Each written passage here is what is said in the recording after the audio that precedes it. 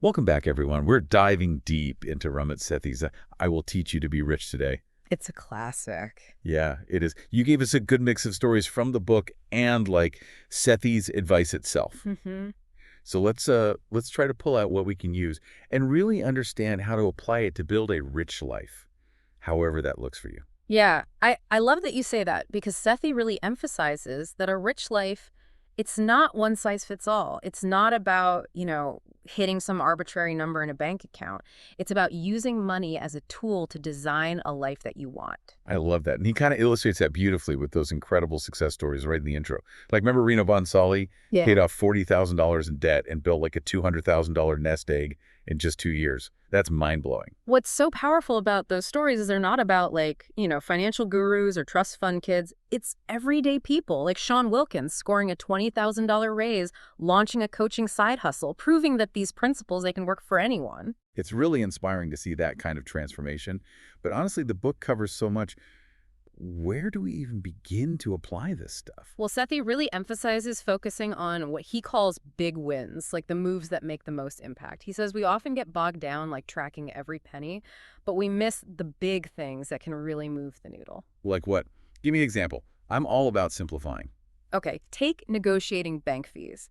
So many of us just accept whatever fees our bank throws at us.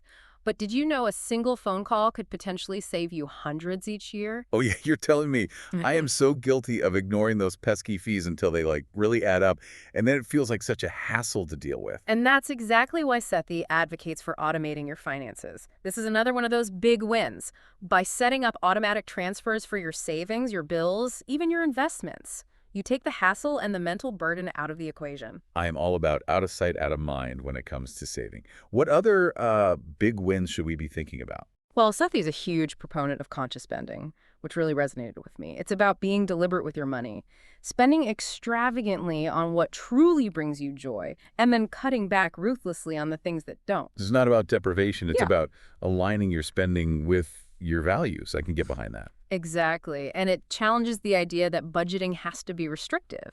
It's about having a system where you can enjoy those $21,000 nights out like Sethi's friend, Oh, wow. guilt-free because you've got your financial priorities straight. Okay, $21,000 on going out is a whole other level of conscious spending. But speaking of priorities, what about investing? I feel like there's so much fear and misinformation around it. Yeah, and Sethi tackles that head-on by debunking some common investing myths. For instance, he challenges the idea that financial experts are always right. Hmm. He points out the problem of survivorship bias. We only hear about the winners, not the countless experts who got it wrong. So basically, don't blindly follow anyone's advice, even if they have fancy credentials or impressive track records. Do your own research. Exactly. Another myth he tackles is that picking individual stocks is the key to success. He argues that asset allocation, that's the mix of stocks, bonds, and cash, is far more important for long-term growth and managing risk. It's like not putting all your eggs in one basket, right? Uh. Diversify, diversify, diversify. But I'll admit the whole investing world can feel pretty intimidating. Sethi really simplifies it by advocating for index funds. These are essentially baskets of stocks that track a particular market index, like the S&P 500. Yeah, and he makes a really convincing case for why index funds often outperform those actively managed funds over time, and they're typically much cheaper. And that brings us to another myth he debunks, that fees don't really matter. Even a seemingly small 2% fee can eat up a significant chunk of your returns over a lifetime. Yeah, he really hammers that point home with that cautionary tale of his friend who opened a Roth IRA, but never actually selected any funds. It sat there, basically a glorified savings account, missing out on years of potential growth. It's a stark reminder that even taking the first step isn't enough. We need to be proactive and intentional about our investments if we want to build real wealth. So we've got to be mindful of fees, diversify, consider index funds. Yeah. But how do we actually get started? What's the first step to becoming an investor? Sethi breaks it down beautifully. He believes that everyone, regardless of experience, should grasp the basics of investing. And his book really lays out a clear path, starting with opening a Roth IRA. Yeah, that makes sense. Yeah. But there's a lot of confusing jargon around investing. Like, what even is a Roth IRA? Oh, yeah. Sethi anticipates that. He explains everything in plain English. So a Roth IRA is basically a retirement account that lets your investments grow tax-free. meaning you won't owe any taxes on your earnings when you withdraw the money in retirement. Wow, tax-free growth. That sounds amazing, especially when you're thinking like long-term. Exactly. It's one of the biggest advantages of Roth IRAs.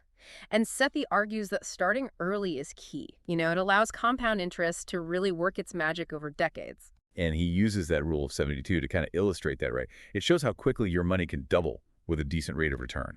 Absolutely. Like imagine you invest $10,000 today with a 7% average annual return.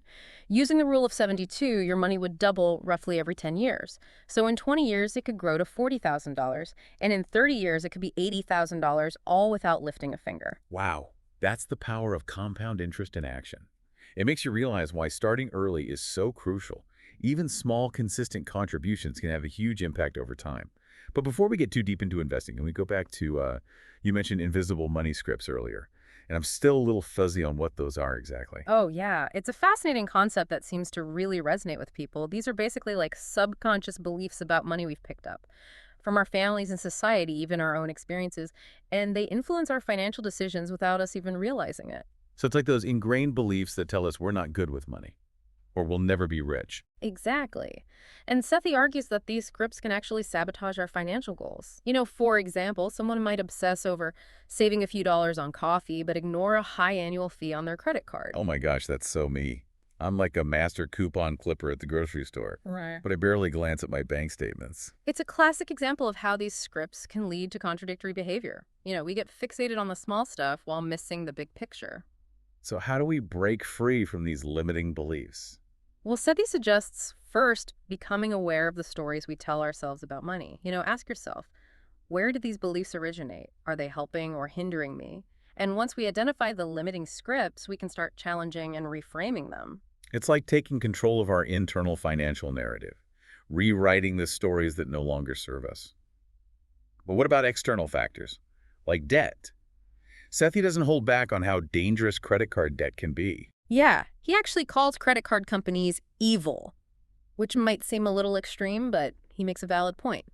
They profit from encouraging overspending and trapping consumers in these cycles of high interest rates and fees. Right, and he breaks down how even small purchases can snowball into a mountain of debt if you're only making the minimum payments. It's alarming how quickly it can happen. Remember that example of how much you actually end up paying for an iPhone if you only make the minimum payments? Way more than the sticker price because of those accumulating interest charges. Oh yeah, that was a real eye-opener. So how do we escape the credit card debt trap? Sethi's advice is simple yet powerful.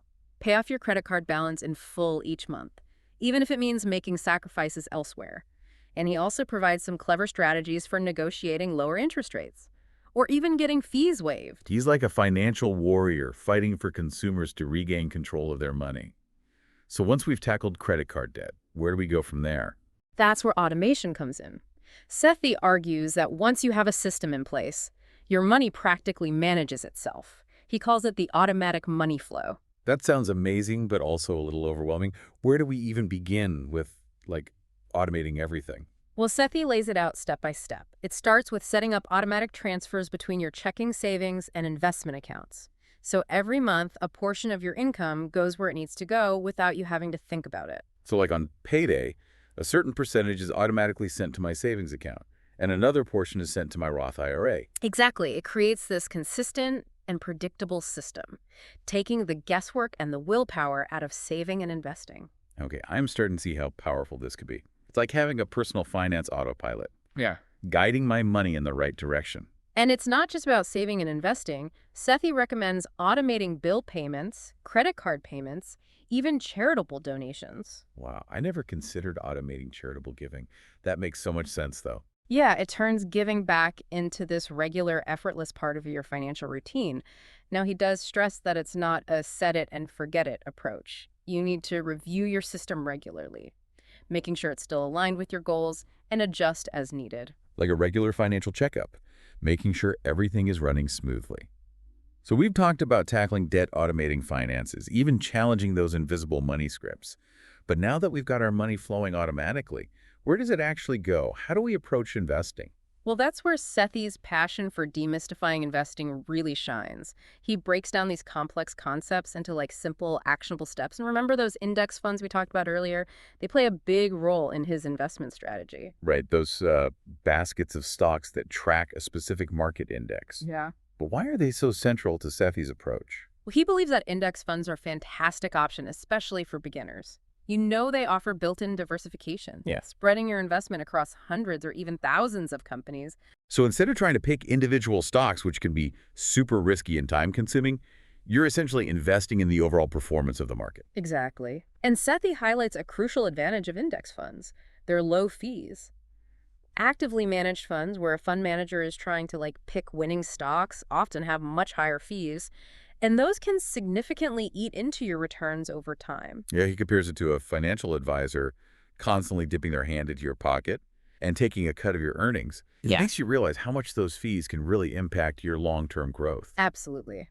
Sethi provides specific recommendations for index funds, both target date funds for a more hands-off approach, and individual index funds for those who want more control.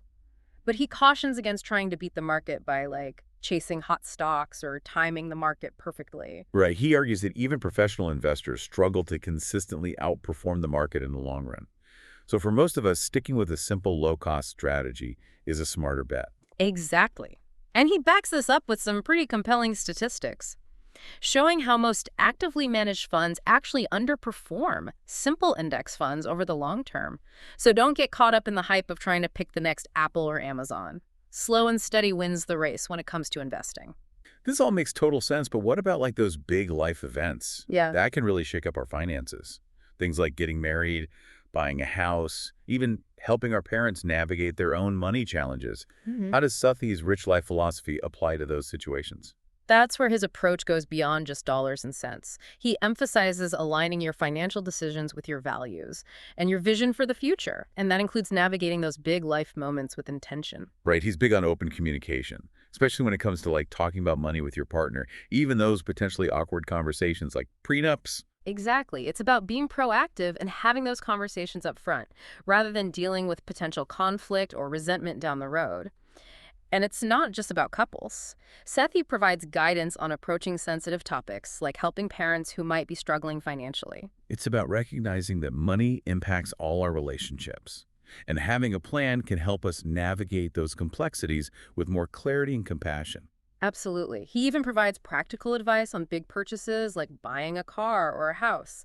He breaks down negotiation strategies, highlights common pitfalls to avoid, and encourages readers to challenge those invisible money scripts that might be holding them back. Remember his story about negotiating a car price down by pitting multiple dealerships against each other?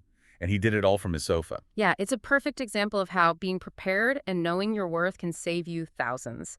And when it comes to buying a house, he provides a detailed checklist of things to consider, emphasizing the importance of staying within your budget and not falling into the trap of overspending. Right, it's easy to get swept up in the excitement of finding the perfect home. But he reminds us to be realistic about the financial implications. He even suggests that renting might be a better option for some people, depending on their circumstances and goals. He encourages us to question those assumptions we've been told about homeownership and make choices that align with our individual needs and priorities. It's about taking control, being informed, and making empowered decisions about our money. Wow, we've covered so much ground today. We talked about tackling debt, automating our finances, investing wisely, making big purchases, and even having those crucial conversations about money with our loved ones. It's been an incredible deep dive into Sethi's rich life philosophy. Yeah, it really is about so much more than just the numbers. It's Mhm. about freedom choice and the power to design a life that aligns with your values. And I think the biggest takeaway for me is that we have more control over our financial lives than we often realize. We don't have to be victims of circumstance or follow blindly what we've been told. Sethi empowers us to take ownership, educate ourselves, and make choices that lead us toward financial well-being and a life we truly love. So as we wrap up this deep dive, I have one final question for you and for our listeners. What's one concrete step you're going to take to build your rich life? It could be automating your savings, negotiating a lower interest rate on your credit card, or finally having that long overdue conversation about finances with your partner. Whatever it is, take that first step today. You might be surprised by the ripple effect it creates. That's a fantastic challenge. And remember, even small changes can have a significant impact over time. So start small, stay consistent, and embrace the journey toward building a rich life. That reflects your unique values and aspirations. And if this deep dive has sparked your curiosity and you're eager to learn more, share your thoughts and questions with us on social media. Or if you're ready for a more personalized deep dive into your own financial journey, reach out to us for one-on-one guidance. We're here to support you on your path to financial freedom and a rich life, however you define it. Thanks for joining us on this deep dive. Until next time.